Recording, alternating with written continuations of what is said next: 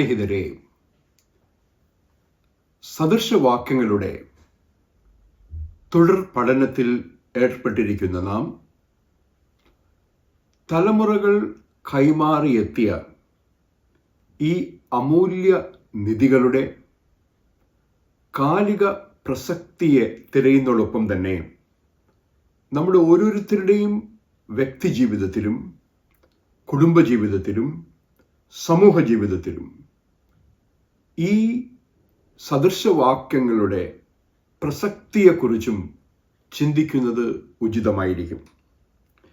ഇന്ന് അല്പസമയം ഒരുമിച്ച് ധ്യാനിക്കുവാനായി സദൃശവാക്യങ്ങളുടെ പുസ്തകം 14 അധ്യായം അതിൻ്റെ 29 വാക്യത്തിലേക്ക് നമുക്ക് നമ്മുടെ ശ്രദ്ധയെ തിരിക്കാം.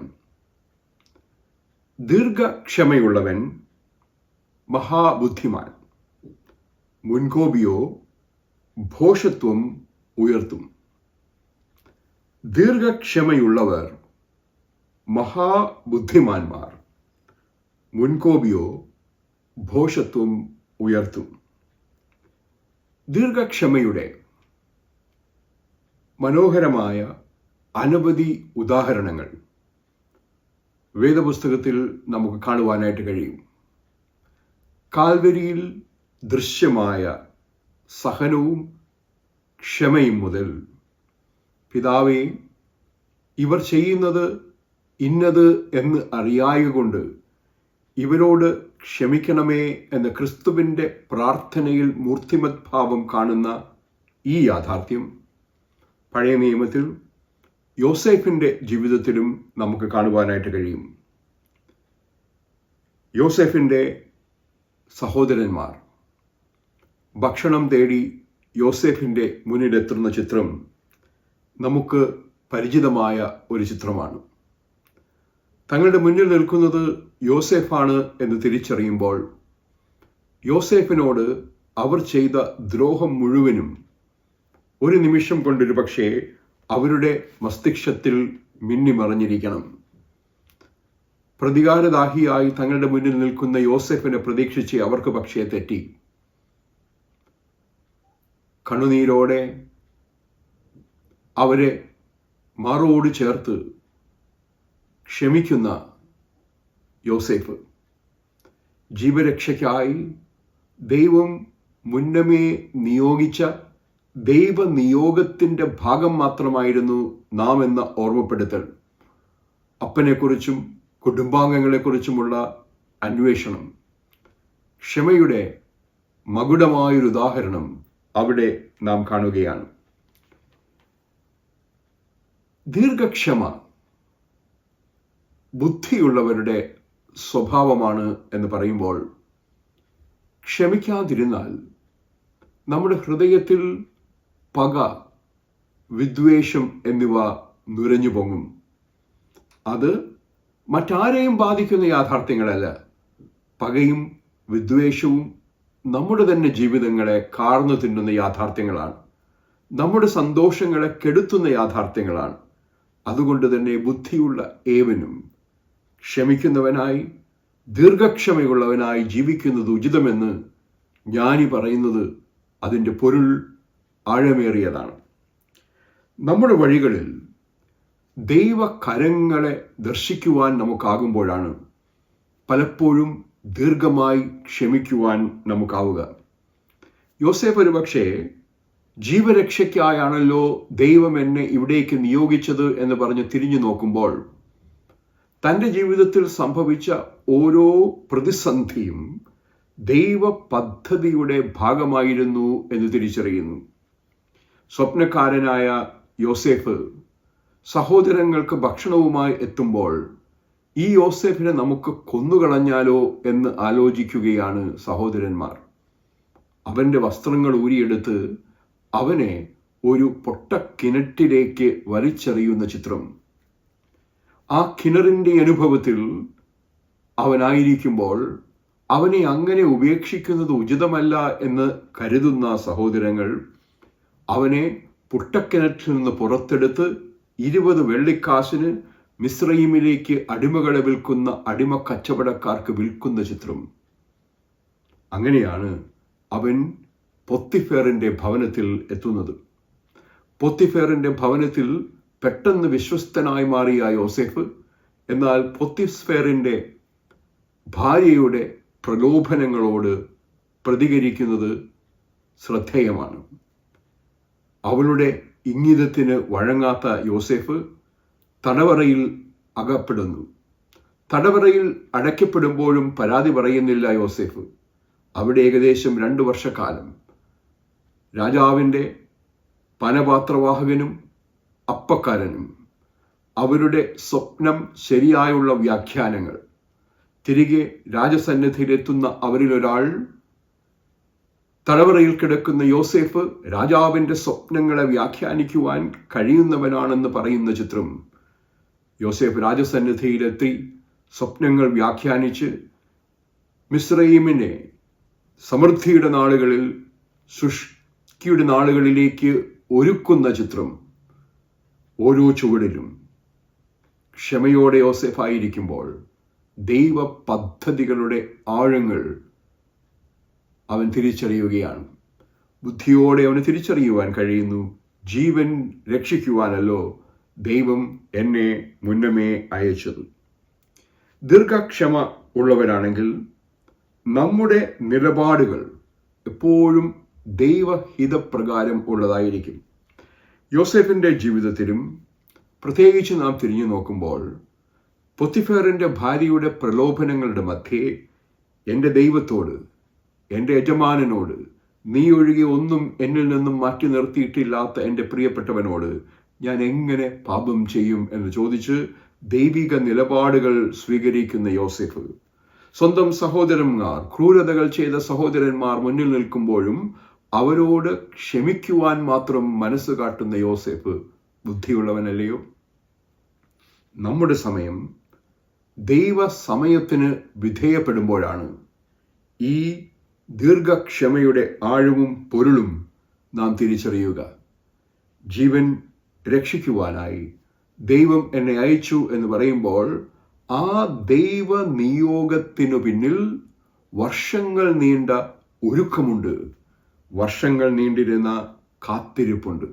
ദൈവ നിയോഗങ്ങൾക്ക് വേണ്ടിയായുള്ള കാത്തിരിപ്പും ബുദ്ധിയോടുകൂടി ഓരോ ഇടപെടലുകളും ദൈവിക ഒരുക്കത്തിൻ്റെ അടയാളങ്ങളാണ് എന്ന് തിരിച്ചറിയുവാനുള്ള ബുദ്ധി, അതാണ് ജീവിതത്തെ സാർത്ഥകമാക്കുന്നത്.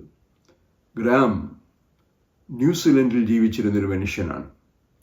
അദ്ദേഹത്തിന് വളരെ ചെറുപ്പം മുതൽ ഫിജിയിലേക്ക് ചെല്ലണമെന്നും അവിടെ മിഷണറി പ്രവർത്തനം നടത്തണമെന്നും ആഗ്രഹമുണ്ടായിരുന്നു. എങ്കിലും ഒരിക്കലും അതിന് സാഹചര്യമുണ്ടായില്ല. വിവാഹിതനായി നല്ല തൊഴിൽ ലഭിച്ചു. അങ്ങനെ ഗ്രാം ഒരു നല്ല കുടുംബസ്ഥനായി ജീവിച്ച് വരുന്ന സമയത്ത് തൻ്റെ 70-ാം വയസ്സിൽ ഒരു സാധാരണ ഞായറാഴ്ച ആരാധനയിൽ പങ്കെടുക്കുമ്പോഴാണ് ഫിജിയിലേക്ക് ഒരു സന്ദർശക സംഘം പോകുന്നുവെന്നും പോകുവാൻ താല്പര്യമുള്ളവർക്ക് കൂടെ കൂടാമെന്നും അറിയിപ്പുണ്ടായത്. രണ്ടാമത് ആലോചിക്കാതെ ഗ്രാമും ഭാര്യയും ആ സംഘത്തിൻ്റെ ഭാഗമായി. ഫിജി ദ്വീപുകളിലെത്തി അവിടെയുള്ള സുവിശേഷത്തിൻ്റെ ആവശ്യങ്ങൾ മനസ്സിലാക്കി ആ പ്രിയപ്പെട്ടവർക്ക് വേണ്ടി ഒരു സുവിശേഷ സംഘം രൂപീകരിക്കുവാൻ ഗ്രാം തീരുമാനിച്ചു. ഫിജിയിലെ സാധാരണ ജനങ്ങളുടെ ആവശ്യങ്ങൾക്ക് തൻ്റെ പ്രിയപ്പെട്ട ഇടവകയിൽ നിന്ന്, ഗ്രാമത്തിൽ നിന്ന്, നഗരത്തിൽ നിന്ന് ആവശ്യങ്ങൾ സ്വരൂപിച്ച് സുവിശേഷ സന്ദേശവുമായി അയക്കുന്ന ഒരു വലിയ ശുശ്രൂഷ അദ്ദേഹം ആരംഭിച്ചു. അനേകരെ ജീവങ്കലേക്ക് നയിക്കുവാനായി അദ്ദേഹത്തിനായി. അദ്ദേഹത്തിൻ്റെ സാക്ഷ്യം നാം കേൾക്കുകയാണെങ്കിൽ അദ്ദേഹം പറയുന്നത്, നീണ്ട 60 വർഷത്തെ കാത്തിരിപ്പ്, ദീർഘക്ഷമയോടുകൂടെ ഞാൻ കാത്തിരുന്നു.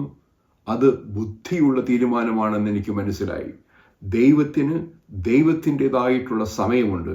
ആ സമയത്ത് ദൈവം എന്നെ എൻ്റെ ഹൃദയത്തിൻ്റെ ആഗ്രഹപ്രകാരം ഫിജി ദ്വീപുകളിലേക്ക് അയക്കുകയും ഇന്നും അവിടെ ശുഷ്കാന്തിയോടെ ശുശ്രൂഷ ചെയ്യുവാൻ എന്നെ സഹായിക്കുകയും ചെയ്യുന്നു എന്ന ചിത്രം. ദീർഘക്ഷമ മഹാബുദ്ധിയുമായി ചേർന്ന് നാം ചിന്തിക്കുമ്പോൾ മനസ്സിൻ്റെ ശാന്തതയ്ക്ക് ദീർഘക്ഷമ എപ്പോഴും ആവശ്യമാണ്. സാഹചര്യങ്ങൾ പ്രതികൂലമാകാം, സാഹചര്യങ്ങൾ പ്രക്ഷുബ്ധത നിറഞ്ഞതാകാം. ഈ സാഹചര്യങ്ങളിലൊക്കെയും ദീർഘക്ഷമ വളരെ പ്രധാനപ്പെട്ടത് എന്ന് നാം തിരിച്ചറിയുന്നു. ദീർഘക്ഷമ കാത്തിരിക്കുവാനുള്ള ബുദ്ധിയാണ്. തലമുറകൾ താണ്ടി വന്ന ചില ഘടനകൾ ഒരു രാത്രി കൊണ്ട് മാറിമറിയുന്നതല്ല. എന്നാൽ നീതിക്ക് വേണ്ടിയുള്ള പോരാട്ടം, സ്നേഹത്തിന് വേണ്ടിയുള്ള പോരാട്ടം, സത്യത്തിന് വേണ്ടിയുള്ള പോരാട്ടം ആത്യന്തികമായി വിജയിക്കുക തന്നെ ചെയ്യും. നെൽസൺ മണ്ടേല തടവറകളിൽ 2 പതിറ്റാണ്ടുകൾക്കപ്പുറം ചിലവഴിച്ചപ്പോഴും സ്വാതന്ത്ര്യത്തിൻ്റെ ഒരു പുത്തൻ പുലരി തനിക്ക് മാത്രമല്ല തൻ്റെ ദേശത്തിനും ഉണ്ടാകും എന്ന് അദ്ദേഹം ക്ഷമയോടെ വിശ്വസിക്കുകയും കാത്തിരിക്കുകയും ചെയ്തു. മാർട്ടിൻ ലൂതർ കിങ് സമത്വത്തിൻ്റെ സുന്ദരമായൊരു സ്വപ്നം കാണുമ്പോൾ എൻ്റെ മക്കളും നിങ്ങളുടെ മക്കളും ഒരുമിച്ച് വർണ്ണവിവേചനം അനുഭവിക്കാത്തൊരു നാളെ ജീവിക്കും എന്ന് അദ്ദേഹം സ്വപ്നത്തിൽ വിഭാവന ചെയ്യുമ്പോൾ ബുദ്ധിയുള്ള ഒരു കാത്തിരിപ്പിൻ്റെ ഒരുക്കം കൂടി ലൂതറിൻ്റെ ആഹ്വാനങ്ങളിലൊക്കെയും നമുക്ക് കാണുവാനായിട്ട് കഴിയും. എന്തുകൊണ്ടാണ് ദീർഘക്ഷമയുള്ളവർ മഹാബുദ്ധിയുള്ളവർ എന്ന് പറയുന്നത്? ദീർഘക്ഷമയുള്ളവർ ഒരു കാര്യത്തിലും എടുത്തു ചാടി പ്രതികരിക്കുന്നില്ല. പ്രതികരണത്തിന് മുമ്പ് ആലോചിക്കുവാൻ, പ്രതികരണത്തിന് മുമ്പ് ദൈവത്തിൻ്റെ സമയം അന്വേഷിപ്പാൻ അവർക്കാകുന്നു. ചുരച്ചെടിയുടെ കീഴിൽ ഏലിയാവ് എടുത്തു ചാടി പറയുകയാണ്, മതിയായി, ജീവിച്ചത് തന്നെ എനിക്ക് മതിയായി, എൻ്റെ പ്രാണൻ എടുത്തുകൊള്ളണമേ. ദൈവത്തിൻ്റെ ഉത്തരം വളരെ പ്രസക്തമാണ്. ഏലിയാവേ, എഴുന്നേറ്റ് ഭക്ഷിക്കുക, ഇനിയും നിനക്ക് ബഹുദൂരം പോകേണ്ടതുണ്ടല്ലോ. ദീർഘക്ഷമ നാം ജീവിതത്തിൻ്റെ പകുതി വഴിയിൽ ഇട്ടേച്ചു പോകുന്ന അനുഭവമല്ല.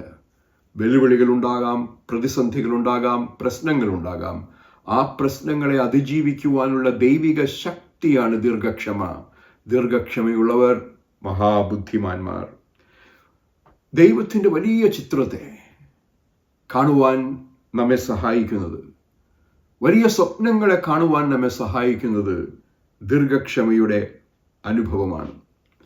ദീർഘക്ഷമ മതിലുകൾ പണിയുന്നതിന് പകരം പാലങ്ങൾ പണിയുവാൻ നമ്മെ സഹായിക്കുന്ന യാഥാർത്ഥ്യമാണ്. മനുഷ്യനും തമ്മിൽ മതിലുകൾ ഉയരുന്നതിന് കാരണം ക്ഷമിക്കുവാൻ മനുഷ്യൻ മറന്നുപോകുന്നത് കൊണ്ടാണ്. സമൂഹവും തമ്മിൽ മതിലുകൾ ഉയരുവാൻ കാരണം പൊറുക്കുന്ന സംസ്കാരം നമുക്ക് നഷ്ടപ്പെട്ടു പോകുന്നത് കൊണ്ടാണ്. തുരുത്തുകളായി മാറുന്ന മനുഷ്യ ജീവിതങ്ങളെ പാലങ്ങൾ പണിത് ഒരുമിച്ച് ബന്ധിപ്പിച്ച് ഒരു സമൂഹമാക്കുവാൻ ദീർഘക്ഷമയ്ക്ക് കഴിയും. അതുപോലെ തന്നെ എവിടെയൊക്കെ അതിർത്തികൾ ശക്തിപ്പെടുത്തേണ്ടതായിട്ടുണ്ടോ അവിടെയൊക്കെ വിഷലിപ്തമായ സാഹചര്യങ്ങളിൽ നിന്ന്, വിഷലിപ്തമായ സ്വാധീനങ്ങളിൽ നിന്ന് മതിലുകൾ പണിത് രക്ഷിക്കുവാനും ദീർഘക്ഷമയ്ക്ക് കഴിയും. ദീർഘക്ഷമ കാലതാമസങ്ങളെ പുഞ്ചിരിയോടുകൂടി നേരിടുവാൻ നമ്മെ സഹായിക്കുന്ന അനുഭവമാണ്. പലപ്പോഴും നമ്മുടെ സമയവും ദൈവത്തിൻ്റെ സമയവും തമ്മിൽ തുലനം പ്രാപിക്കുവാനായി സമയം വേണ്ടിവരും. ആ ദൈവിക സമയത്തിന് വേണ്ടിയുള്ള കാത്തിരിപ്പാണ് ദീർഘക്ഷമ. ദീർഘക്ഷമയുടെ മറ്റൊരു വാക്കാണ് സഹനം. ഏത് വെല്ലുവിളികളെയും സമചിത്തതയോടും ശാന്തതയോടും നേരിടുവാനായി, ഏത് പ്രയാസങ്ങളെയും പുഞ്ചിരിയോടുകൂടി നേരിടുവാനായി ദീർഘക്ഷമ തയ്യാറാക്കുന്നു. ദീർഘക്ഷമ ഒരു തിരഞ്ഞെടുപ്പാണ്. പലപ്പോഴും നമ്മുടെ മുന്നിൽ 2 പന്ഥാവുകളുണ്ട്. ഒന്ന്, നമ്മോട് തിന്മ ചെയ്തവരോട് ക്ഷമിക്കുക എന്ന പന്ഥാവ്. രണ്ടാമത്, പ്രതികാരം എന്ന പന്ഥാവ്.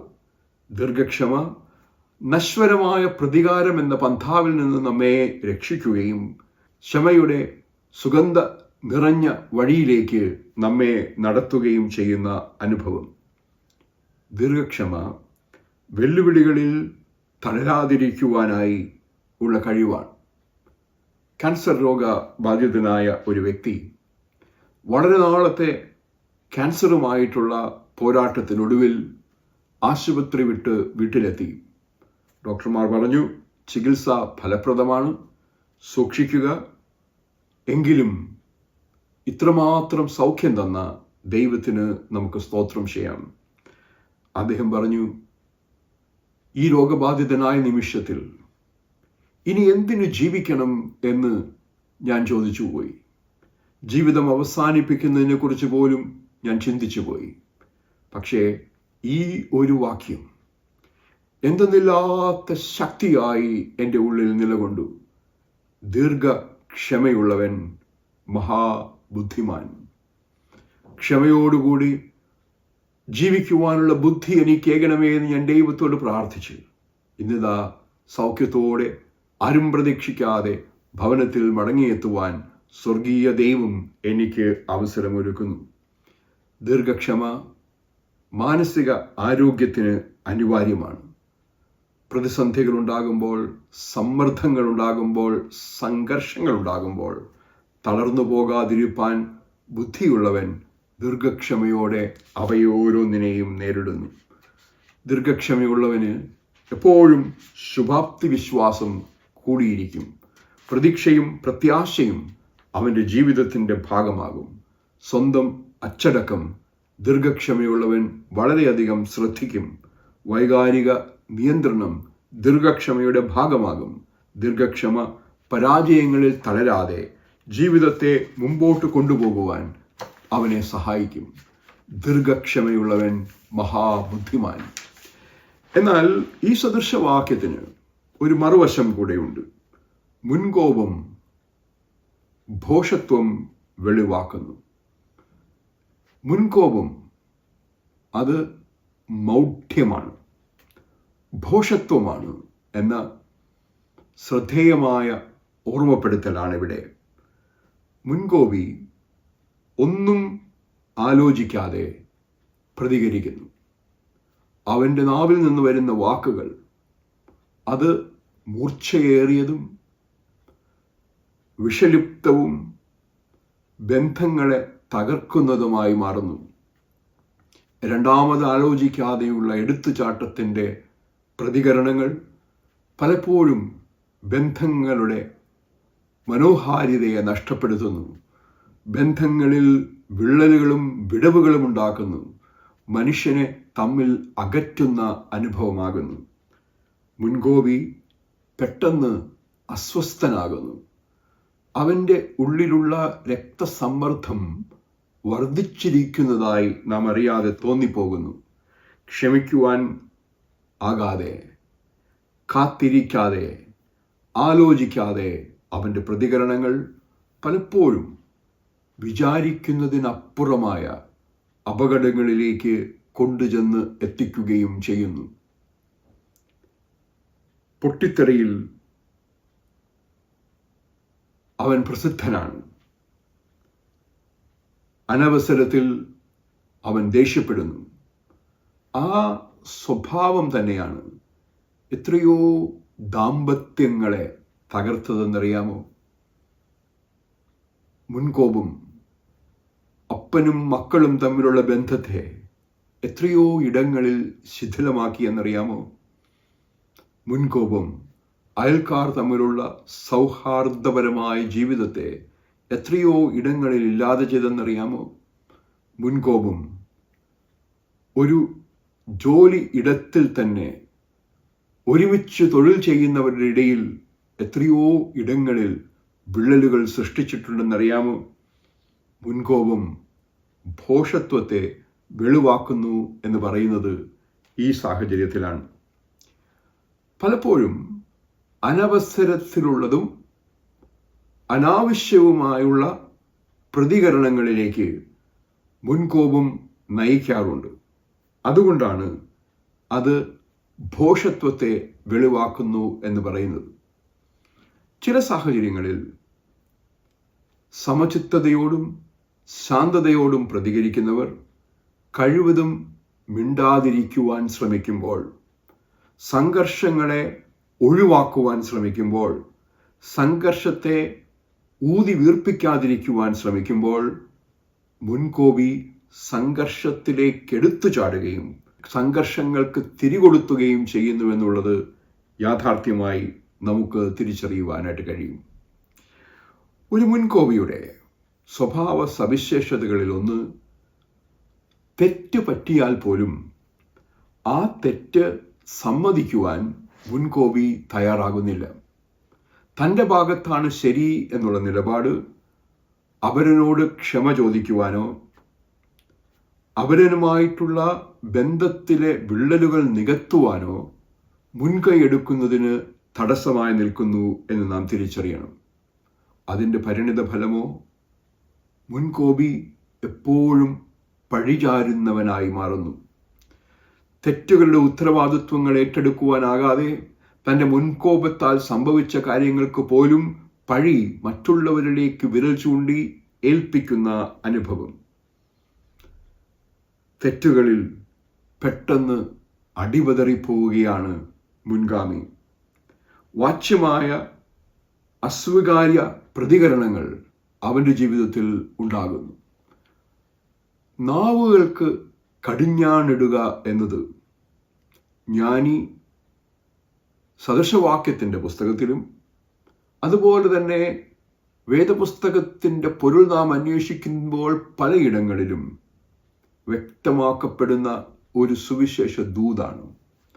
നാവിനെ നിയന്ത്രിക്കുവാൻ കഴിയുക, വാക്കുകൾക്ക് ഉപ്പുള്ള രസമുള്ളതാക്കി തീർക്കുവാൻ കഴിയുക എന്നുള്ളത് വളരെ ശ്രദ്ധേയമാണ്. എന്നാൽ മുൻകോപി ആലോചിക്കാതെ എടുത്തുചാട്ടത്തോടെ ഉപയോഗിക്കുന്നതായിട്ടുള്ള ചില വാക്കുകൾ ക്രൂരമായ അസ്ത്രത്തെക്കാളും സദ്ദിമഞ്ചകളെ തുടച്ചു കയറുന്നതും ഒരിക്കലും ഉണക്കുവാൻ കഴിയാത്ത മുറിവുണ്ടാക്കുന്നതുമാണ് എന്ന് നാം തിരിച്ചറിയണം. മുൻകോപിയുടെ വാക്കുകളുടെ ക്രൂരത, വാക്കുകളുടെ വേദന ചിലപ്പോൾ ജീവിതാവസാനം വരെയും ക്ഷമിക്കുവാൻ കഴിയാത്ത മുറിവുകളായി, ഉണങ്ങാത്ത മുറിവുകളായി അവശേഷിക്കുന്നു എന്ന് നാം തിരിച്ചറിയണം. മുൻകോപം അതിന് പലപ്പോഴും ശാരീരികമായ പ്രതികരണങ്ങൾ ഉണ്ടാകാം. ഉയർന്ന രക്തസമ്മർദ്ദം ഒരു വ്യക്തിയുടെ എല്ലാ ആന്തരിക അവയവങ്ങളെയും ബാധിക്കുവാൻ കഴിയുന്ന ഒരു പ്രതിസന്ധിയാണ്. മുൻകോപം അതുകൊണ്ട് തന്നെ ശരീരത്തിന്, അത് ശാരീരിക ആരോഗ്യത്തിനാകട്ടെ, മാനസിക ആരോഗ്യത്തിനാകട്ടെ, വൈകാരിക ആരോഗ്യത്തിനാകട്ടെ, സാമൂഹിക ആരോഗ്യത്തിനാകട്ടെ, സാമ്പത്തിക ആരോഗ്യത്തിനാകട്ടെ അപകടകരമായ ഒരു അനുഭവമാണ്. മുൻകോപി പക ഉള്ളിൽ കൊണ്ടു നടക്കുമ്പോൾ സംഭവിക്കുന്ന കാര്യങ്ങളെക്കുറിച്ച് നാം ചിന്തിച്ചുവല്ലോ.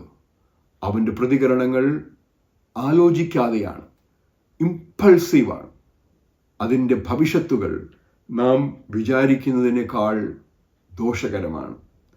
ആ വ്യക്തിയുമായിട്ടുള്ള ബന്ധത്തിൽ ഏർപ്പെട്ടിരിക്കുന്ന എല്ലാവർക്കും ഏത് നിമിഷവും പൊട്ടി പുറപ്പെടുവാൻ കഴിയുന്ന ഒരു പ്രതിസന്ധിയുടെ മധ്യയാണ് തങ്ങൾ ജീവിക്കുന്നത് എന്നുള്ള ബോധ്യത്തോടെ ജീവിക്കേണ്ടി വരുമ്പോൾ ബന്ധങ്ങൾ അത് പ്രശ്ന സങ്കീർണമാകുന്നു.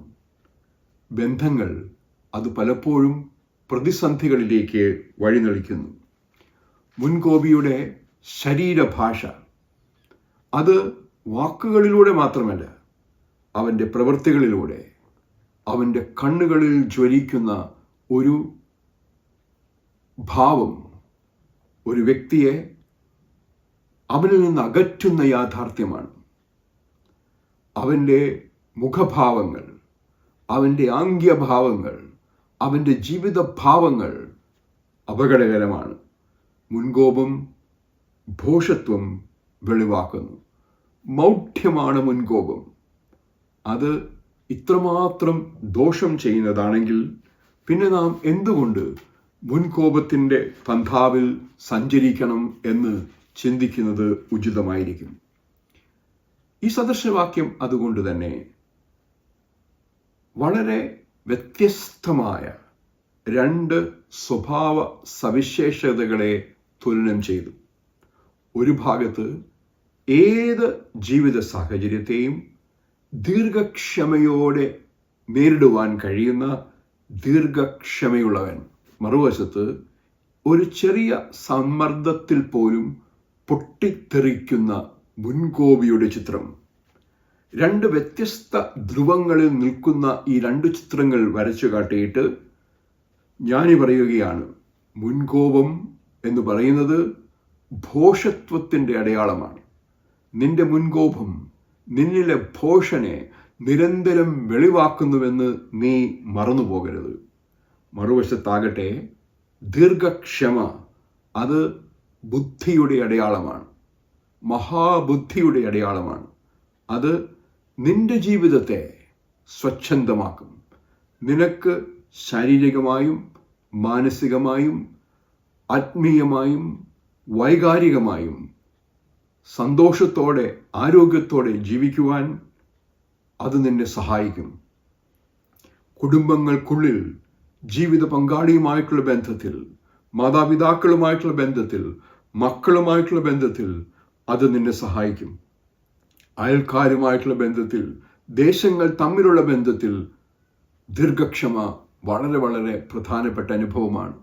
ഏത് ചെറിയ ഒരു പ്രലോഭനമുണ്ടായാലും പ്രതികരിക്കാതിരിക്കുവാൻ കഴിയുക എന്നത് ബുദ്ധിയുടെ അടയാളമാണ് എന്ന് നാം തിരിച്ചറിയണം. സ്നേഹിതരെ, അതുകൊണ്ട് തന്നെ ഈ രണ്ട് ജീവിത യാഥാർത്ഥ്യങ്ങളെ തുലനം ചെയ്യുമ്പോൾ ദീർഘക്ഷമ മഹാബുദ്ധിയുടെ അടയാളമായും മുൻകോപം ഭോഷത്വത്തിൻ്റെ അടയാളമായും വരച്ചു കാട്ടുകയാണ് ജ്ഞാനി. സദൃശവാക്യങ്ങൾ 14-ാം അധ്യായം അതിൻ്റെ 29-ാം വാക്യം, ദീർഘക്ഷമയുള്ളവർ മഹാബുദ്ധിമാന്മാർ, മുൻകോപിയോ ഭോഷത്വം ഉയർത്തുന്നു. ഈ സദൃശവാക്യത്തിൻ്റെ ഇനിയും അവഗാഹമായ പൊരുളുകൾ ഗ്രഹിപ്പാൻ ജ്ഞാനത്തിൻ്റെ ഉടവുമായ സ്വർഗീയ ദൈവം എനിക്കും നിങ്ങൾക്കും ജ്ഞാനത്തിൻ്റെ അകക്കണ്ണുകൾ നൽകി അനുഗ്രഹിക്കുമാറാകട്ടെ. ആമേൻ.